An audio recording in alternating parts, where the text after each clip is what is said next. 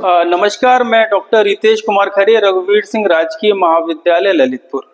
आज मैं आपके सामने एक टॉपिक को लेकर प्रस्तुत हुआ हूं जिसका नाम है सेल साइकिल, कोशिका चक्र।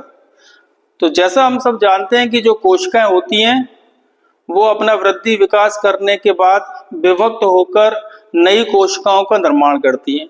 तो जो कोशिका विभक्त होती है उसको मदर सेल यानी मातृ कोशिका कहते हैं, और जो नई कोशिकाएं बनती हैं उनको पुत्री कोशिकाएं या डॉटर सेल्स कहते हैं। तो जो मदर सेल से डॉटर सेल्स के निर्माण की प्रक्रिया है उसको हम लोग सेल डिवीजन या सेल फॉर्मेशन या सेल रिप्रोडक्शन कहते हैं। इसके बाद जो सेल बनती है वो सबसे पहले अपना वृद्धि और विकास करती है, सामान्य जीवन को जीती है, और उसके बाद लास्ट में जाकर वो विभक्त होकर नई कोशिकाओं का निर्माण करती है।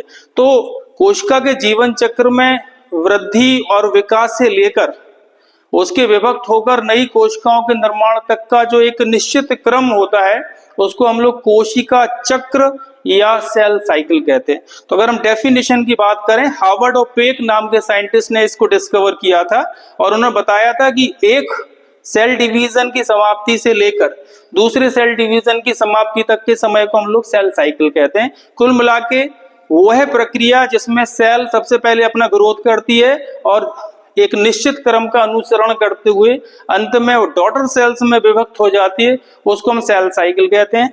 तो यहाँ जो आप स्क्रीन पर देख रहे हैं, यहाँ एक सेल साइकिल का चित्र है जो आप यहाँ देख पा रहे हैं। इसमें 4 अवस्थाएं हम लोग देख रहे हैं जिनको हम लोग G1, S, G2 और M कहते हैं।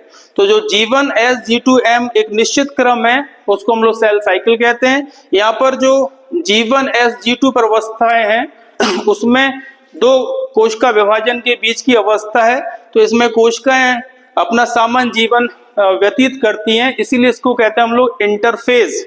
तो इंटरफेज के 3 भाग होते हैं, G1 फेज, S फेज और G2 फेज।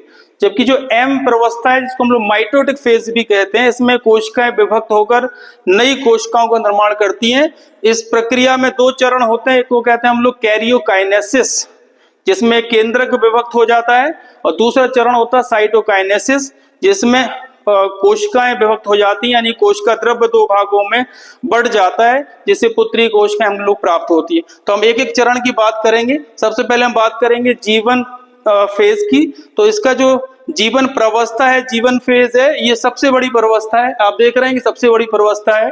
करीब 40 से 50% जो कोशिका का जीवन चक्र है वो इसी में व्यतीत होता है।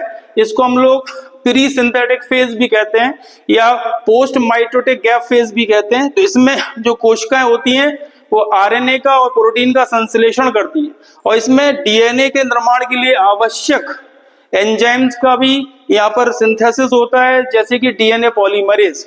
जो दूसरी प्रवस्था होती है वो एस फेज होती है जिसको हम लोग सिंथेटिक फेज या डीएनए रेप्लिकेशन फेज या डीएनए डुप्लीकेशन फेज कहते हैं। इस प्रवस्था में जो कोशिकाएं होती हैं वो डीएनए का संश्लेषण करती हैं। यह दूसरी सबसे बड़ी प्रवस्था है। करीब 30 से लेकर 40% का जो सेल साइकिल का समय है वो एस फेज में कंप्लीट होता है।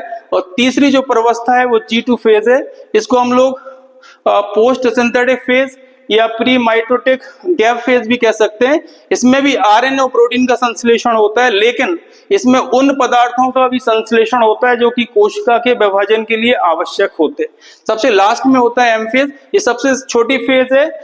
G2 फेज का जो समय करीब 15 से 30% होता है और M फेज का समय केवल 5 या 10% होता है। यानी कि अगर 24 घंटे का कोई सेल का लाइफ साइकिल है तो उसमें केवल 1 या 2 घंटे जो समय है वो सेल डिवीजन में होता है, बाकी जो 23 घंटे का समय है वो इंटरफेज में व्यतीत होता है। तो M फेज में कोशिकाएं विभक्त हो जाती हैं और नई कोशिकाओं का निर्माण करती। तो कुल मिलाकर G1, S, G2, M का जो ये चक्र है ये बार बार रिपीट होता रहता है, उसको हम लोग कोशिका चक्र या सेल साइकिल कहते हैं।